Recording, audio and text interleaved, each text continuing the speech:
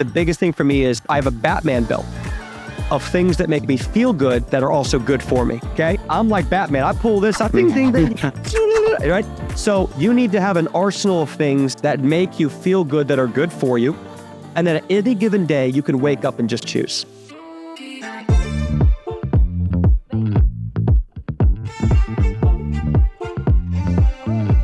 A question I want to ask everyone listening right now is, where do you get your feel-good energy from? That's called dopamine. And one of the reasons people get addicted to sugar or addicted to processed food or addicted to even cocaine or heroin is because it's such a major dopamine hit. Same thing with TV. It's a major dopamine hit. So if you look at this and say, a lot of people feel out of balance with health and wellness because there's no dopamine hits. That's why people are so into running and exercise, because it's a dopamine hit. Like, they can't get their diet right, but they'll go for a 10-mile run. I'm like, how can you not stop alcohol, but you can get your butt up and force yourself to run for at 95 minutes straight? It's like, it just goes to show. It's because they know they get a high. It's called a runner's high. So once you know thyself, once you understand what's making you feel this way, you can reverse engineer and go, oh, okay, if I'm going to get rid of these foods, I need another place to get me that dopamine hit. Yeah, you're exactly right. Sauna or cold plunge or HBOT or running or exercise is one of the best or morning sun is one of the best. Those are the dopamine hits you really want. That's how our ancestors were in chronic depression their entire life.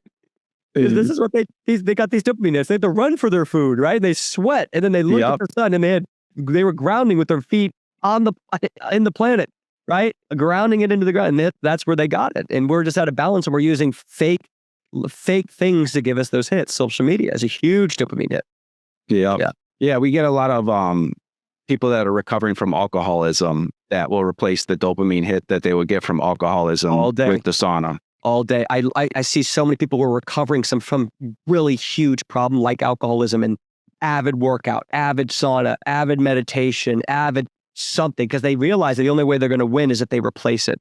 So that's a big shift here is don't just eliminate, replace. Don't just eliminate, replace. And sauna can be one of those. And that's one of the reasons why, I think a big topic here is when and why to spend all that money on a home sauna. And I've gone over this with a lot of people. I had a member, I would always get a membership to a gym that had a sauna. Like, I would pay you an extra $100 a month for your gym membership if you had a sauna. The problem with that is, as my life got busier, as I had kids, as I started making more money and building my company, I just didn't have time to drive. Meaning spending the money made more sense than spending the extra 20 minutes 4 days a week forever. So, because time was worth more than that amount of money for me, eventually I got to that. Now, if you really don't have money, then you need to use your time and energy to make more money. And then eventually when you get to that place, you can make the trade where you can get back your time by spending some more money if you believe in the sauna this much. And that's what happened with me. And so I've talked to other members about this who are like, I don't know if I have space in my house. I don't know if I want to do it. And you do it if you want to do it. I just want you to sweat. So, you can get on a treadmill with a sweater or a trash bag, or you can go outside and go for a run. But in the winter, that's kind of hard to do. Like, I have a client who lives in Memphis and she's like, Dane, I play tennis in the summers. We don't need to worry about me sweating in the summers. And I'm like, okay, that's fine. We can go that way. But now it's freezing. It's 25 degrees. What are you doing now? And she's got no way of doing it. And so we talked about a sauna bag. We talked about her getting a membership. And the problem was she just didn't want to drive there. And was it open? Because now do they have to clean one? And then you're getting in a sauna that all these people you don't know are getting in. It's kind of like sharing. It's kind of like sharing a toilet. This wood can definitely get moldy. You're putting your bare feet on the ground. It's just like, no one uses my sauna except me, maybe my wife, right? And that I really was paying for that. And two, with the sauna bag, I've had one client. She's the only person I've seen who's really done the sauna bag long term. And what she did is she got a massage chair, put her sauna blanket over it, and then did it. And then she has a rotation of like 10 towels going through at all times, because you have to use a towel in there. Those are a lot more cost effective and they can work. You can sweat, but man, it is very inconvenient. You can't lay out, you can't breathe. It's kind of, you can maybe meditate. You can't take a call. You're kind of just stuck there. And with me, I'm always doing more than just sauna. I'm always adding something, meditation, reading a book, affirmations, stretching, a big one, or having a call like in the infrared, the hybrid. One of the things I love about it, my phone can last in the hybrid sauna a lot longer than a dry sauna. I'm in a 190-degree dry sauna. That phone is done in like 7 minutes. I've got a good 25 minutes before. So if I have to take a business meeting, like, man, I really want to do my sauna, but I've got to get on this meeting, or I got to do this thing, or I got to listen to this thing for homework or something, I can get away a lot more with that in the Good Health saunas. So that was really big for me. And so I never ended up using the sauna bag. It just, even though it was cheaper, it just was, the inconvenience wasn't worth it. So I just, kept focusing and saved up and got the Good Health sauna. And that's a good segue. Can you bring us into your routine as far as sauna, cold plunges, that type of stuff? How often do you use it? What do you like to do? How do you like to use it? So first off, my personal belief is that the biggest amount of money I spend is on my home, and I call it my healing home. So I I save and invest my funds into things in the house. So I have like a hyperbaric oxygen chamber in my house. That thing was much more expensive than a sauna. Oh yeah, for sure. And so I have a hard chamber, 2.0 atmosphere, and I rigged it to be a different electrical line than my sauna, so I don't pop the breakers. Okay. And so for me, I have like a short-term goal and I have like a long-term goal. So I always want to have everything I need at my house. That's my biggest thing I'd recommend, is continue to invest in systems. So I have, for example, I have a person who will come and draw my blood whenever I want. It's more expensive than Diagnostic Solution Labs, or I'm sorry, any labs now or any of these companies out there where you can draw your blood, but it's so convenient. Again, I will at a certain point, I will spend more money for the time back. So they come to my house, I'll do a CBC, CMP, Cyto DX right there in my living room. I'm done in 5 minutes, and then they ship off all the blood work to the labs to be tested, and I get the results. So I'd say continue to build your healing home, because what you do in a day will change. There's not one person I know that isn't making some variable changes. I turn my garage into a gym. I park outside and I just do that, because parking the car inside doesn't mean nearly as much to me as having space for a corner unit, 3-person sauna, which allows me to stretch out, or hyperbaric oxygen chamber, or all my weights and kettlebells and place I can do yoga or stretching or all of that, right? So my routine is I have certain non-negotiables. Non-negotiables for me is that I am an early to bed, early to rise guy. I have come to the place where I just know I enjoy a sunrise much more than I enjoy a sunset. And I love sunsets. I'm not devaluing them, but I know if I wake up early, especially having kids, I'm just going to be able to get more of the good dopamine. I'm going to get more personal peace and quiet, more personal time. I'm going to be able to work on myself in a way that no matter the amount of materialistic success I have, I'm happier. Yep. When I go for walks, when I see the sun, when I exercise, when I sweat, when I take moments to maybe journal or meditate, I'm just happier. So for me, the biggest thing for me is I wake up, I have a Batman belt of things that make me feel good that are also good for me.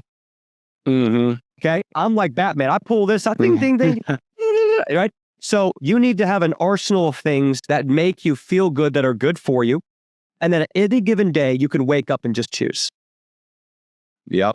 That's the biggest thing. If everyone's like, oh, this is the answer, and once I get the sauna, I'm good. No, you want to be creative. Life is full of ebb and flow. It's a piece to the puzzle. It's a piece. It's something I can use. So I might go like, I'm doing a parasite cleanse. I'm going to do the sauna. I'm going to read this book. Like right now, I'm reading this book on glucose. And I'm going to do that. I'm going to look at my time. Is it a Tuesday? Is it a Wednesday? Do I have team meetings? And I'm just going to change that based on the day or what I committed to. I might then go for a 5-mile walk around Orange County, California with my kids. So me and my wife can deep dive on like creation and manifestation and what we want to do and just, really connect again, because sometimes it's hard with the kids. So that's what it is. I'm playing every day. All right. And some non-negotiables, I got to get to sleep. I got to wake up. And, like 2025 is really big. I probably had 5 glasses of wine in 2024, maybe 6 or 7. I'm doing 0. I'm sober. I'm not nothing in my body, because I want to continue to hyper focus on getting my dopamine hits, getting my happiness from things that are actually good for me, good for my family, bring my dreams closer to me. And that took me years to get to. So I'm just done. I'm not saying you need to be done at this moment. That took me years to really let go. I was sober when I was chronically sick for years, but in the back of my head, I wanted to be back to being able to have a beer or able to have a glass of wine, because that was my youth. That was my college. And then I got over that, and now I'm just don't even want that life at all. And I'm just recreated a brand new life. So that's my biggest thing. A day in the life for me is always what makes me feel good. I'm investing in my home to give me many options. And that will change every day. It might be calling someone I love and having a deep conversation. It might be doing that in a sauna. It might be doing that in a hyperbaric oxygen chamber. It might be doing a yoga stretching session because I'm stiff or my glutes are tight or I hurt myself, snowboarding. And so that's the biggest takeaway I want to give you that I think is going to really help everyone listening is build your Batman belt, have your arsenal, and listen every day. And then the more you try different stuff, the more experience you're going to have and the more likely you're going to stay consistent. Because if I have one thing that I can do every morning, the chance of being consistent long-term is going to be a lot less than if I have 5 things I could do every morning. And not saying I have to do all 5. I could pick 1, I could pick 3, I could pick 2, but that change is going to keep it up. It's the same thing with date night. If you went to the same restaurant every night with your wife, the chance of you having a great date night is eventually going to start lowering if you don't change it up. And I found that if I miss something, so I have my routine exactly how you said it. I have my Batman belt, but if I realize if I miss, if I don't run for 3 or 4 days and I miss that, my body starts to crave that. Or if I don't cold plunge for, a couple of days, eventually I'm going to start missing that and I'll go back and use it. And then you get that rush of the endorphins that your body releases when you go for a long run or a cold plunge or a sauna and all that type of stuff. So that's awesome. It's the same thing as a person who goes so long without having a beer or without having a cookie, or what all you're doing is you're replacing. You're saying, I'm having an itch for an endorphin rush, for a sense of excitement. And because when you get those feelings, you start to imagine more, you get more creative, you get a new zest for life. So you're like, man, I really need a rush of those endorphins, those hormones, that dopamine to rejuvenate my sense of where I'm going and why. Yeah. Know yourself. That's it. And you got to get rid of the ones that are fake. TV, fake sugar and food, drugs, alcohol, right? It's all fake. Yeah. This is fake. This is going to because over time, it's a short high, but the trajectory of your life goes down. So as your life is going down, you'll get these little highs on the way down. It's like the stock. It's lower lows and lower highs. You ever heard that term with investing? Like when you invest in the wrong type of dopamine, you get lower lows and lower highs. So if you constantly invest in alcohol and constantly invest in sugar, your health's going to get worse. Your relationships and your significant other situation's going to get worse. Your mindset's going to get worse and you're going to feel like your life's deteriorating and you'll be like, what's it all worth? It doesn't matter, And then you'll need higher amounts of the alcohol, higher amounts of the sugar to even get the hit to make you feel like your life's better. So it's like, pull down, down. And that's how people end up in recovery. Yep. And I love how you say it. It's do something that makes you feel really good and is healthy for you. Yes. That's exactly how you explained it. And it's weird at first because your limiting beliefs are going to be, am I becoming a monk? The second limiting belief is going to be, no one else does this and I can't connect with anybody, because half of the experience of drinking is not the drinking, it's drinking with somebody. Yep. The third, now this isn't just limiting belief, but the third problem is going to be isolation. Because if you're always doing things in your house, it's like some of us are just really social creatures.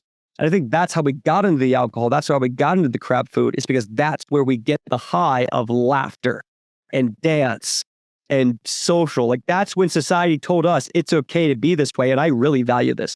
Like if I line up 100 people, some people are gonna be like, dude, I just need to dance, man. I need to let loose and put my hands in the air and say, yeah. And society only does that when we're eating shit food and drinking. So you've got to reformulate that. Like I realized I like I was like, well, I like the idea of dance. Guys don't dance. White dudes from Virginia don't dance. Then I realized, I said, oh, what do I like? I liked salsa. I liked the man leading, and I liked there to be a reason for it. I love the live band. And so before I even met my wife, I started taking private salsa lessons. What dude do you know is doing this? Especially like a bro guy from the middle of the woods where everyone around me was like that Southern guy, Southern dude. I would be getting shit for that, right? So that was where like fears and worries. And then, but I realized that there was a dopamine hit. There was a way to connect. There was a thing to do on Friday night because me and my buddies used to have a great time in the clubs when we were like 17 and 18. And I was like, I kind of wanted a little bit of that, but I wanted to do it in a way that was healthy for me. So we started seeking out salsa clubs and doing couple training on salsa and being able to go out there and really do it. So that's where we can take that next level of like, you can look at anything and really say, how can I take this thing and make it healthy? Because most things have good intention. They just have bad social or culture existence around it. Like staying out late on a Friday night or socializing on a Friday or celebrating. Like when we celebrate in our society, we poison ourselves. So how do you celebrate? How do you connect? How do you jump up in the air? How do you give hugs? How do you do things without this fear or worry that it somehow doesn't fit or connect with society's norms? Because society's norm is fake and it's crap. Yeah. So, I love to get in the sauna. We would have something called Sauna Talk. This is a great one. So me and all my boys, we'd go to the gym. We'd a lot of times do a lot of our own workouts, but then we would meet in the sauna and we'd talk about kids, wives, real estate investments. And so I can have a great 30-minute session with a buddy and we just get in there and talk about everything. Sauna Talk. We even call it, we're like, Sauna Talk 15. Oh yeah. When I would go to the gym and work out with my buddy Luke, I'd go in there and, we wouldn't work out together. We'd be working out at the same time and I'd be doing my thing. He'd be doing his thing. And then, probably 30 minutes into it, he gives me the head nod towards the men's locker room. And I know exactly what he's talking about. It's time to go in the sauna and shoot the breeze and see what's new with each other's life and catch up. So that's a big thing. That is a real thing. Sauna Talk for sure. Sauna Talk, man. And it's a lot easier than running. Like if you're like, yeah, let's go for a run after we lift weights. It's like, yeah, we can, but that's way harder and we can't really talk to each other. So you can get your heart rate going. You can work on your heart rate variability, detox, get rid of toxins, give yourself more of a longevity look, and decrease all-cause mortality by 40%, get a dopamine hit, serotonin hit, work on your liver and natural glutathione levels, all while you're chatting it up with your buddy. That doesn't get better than that. That's what I'm saying. Sauna is a hack. It is a life hack. It is harder when you have your own sauna because your buddies don't want to come to your house and get in your sauna. I found they don't necessarily want to do that. You kind of need to go to a gym or something like that. But, me and my wife will do it. It's like kids are down. Let's go. I'm warming up the sauna. Let's go get in there. Or I'm in there in the morning. And, it's also a time like, if you're just talking to your mom or your dad or your brother or your sister, it's like, okay, but you can be in the sauna and have that conversation. Yep. And I still get it. I'll still get it when I'm traveling a lot because I always find a sauna or a hot yoga studio to go to when I'm on the road and I'll go find like a Lifetime Fitness or something and I'll go sit in the sauna and start meeting new people. It's really fun. It's really cool to meet new people, learn about them. And sometimes you hit it off. Other times they don't want to talk to you at all. And then you just do your own meditation thing. Yep. So make it part of your why, everybody. Like, what's your why? And it could be whatever it is. Just think about what you want to put time, money, and energy into. Is it longevity? Is it looking your best? Like looking younger and more vibrant? Is it you don't want to feel depressed? Is it you want to work on your lab work? Is it you want to increase your VO2 and be able to run better? Is it you want to just be a healthier person and say, what's the easiest thing? I would say sauna is probably one of the easiest things you can do to work on your health. Like, oh yeah, for even sure. cold plunge. The benefit of cold plunge is it's so quick, right? You're like in and out, but it's harder to maintain. You got to clean the water. They're Filters, chemicals, pumps. all of that, and it's really in this. You like try to get in a cold plunge and have a fun conversation with your buddy. It's really tough. It's really hard tough. to even talk. Yeah, especially if you're getting your heart under the water, right? Mm-hmm. So it's and it's also so quick. You don't have that time to relax. Sauna's like a time I unload. It's like, Look forward to it. I look forward to it, man. You've got to make the things that are healthy for you something that you enjoy. And if you don't enjoy it, you're not going to get the biggest value, which is longevity, better lifespan, less disease while we're here. And if you're not getting dopamine and excitement, you're not going to get bigger dreams. You're not going to manifest bigger things. You have to get your mind to a place of confidence. Like whenever I want to do something big and I want to change my life, like I'm going to double the size of my company, right? Like I'm going to build an 8-figure company. I'm going to change the world of 10,000 people around the world, 100,000 people with IBD. The first thing, my subconscious first thing I do is I get in great shape. It's not I buy this program or that. The first thing I do when I start thinking I'm going to try something big, I get in great shape. I get really strict with my eating habits. I do more sauna. I do more exercise. I get my dopamine hits way up. And then I freaking roll the dice. Let's go. I love it. Awesome. All right. Dane, is there anything else you want to talk about? Otherwise, I'm going to wrap it up. No, I think if I could leave you guys with some words, realize that healing is possible. If you have IBD, Crohn's, class, you need help, hit us up. We can really help. This is the place to be. We are the healing home for IBD. You can connect with thousands of members all around the world, talk with them every day, get a custom plan built for you. All of our doctors and coaches on staff have IBD ourselves. So we've beat it, we've had it, and we specialize in it. So Crohn'sClassLifestyle.com or Instagram at Crohn'sClass_lifestyle. And just shoot us out if you need help. We're here for you. And for everyone else, just realize that I think that's the big takeaway. Find ways to get happy and healthy at the same time and get the dopamine hits for things that are good for you and make you feel good. Awesome. Thank you so much for joining me today. And for everyone listening, make sure to check out Dane's work at Crohn'sColitisLifestyle.com and give him a follow on social media for more gut health tips. That's it for today's episode of the Sweat Fanatic Podcast. Be sure to subscribe, leave a comment, and stay tuned for more episodes where we continue to explore everything that can make you recover better, feel amazing, and live your healthiest life. Until next time, get out there and sweat.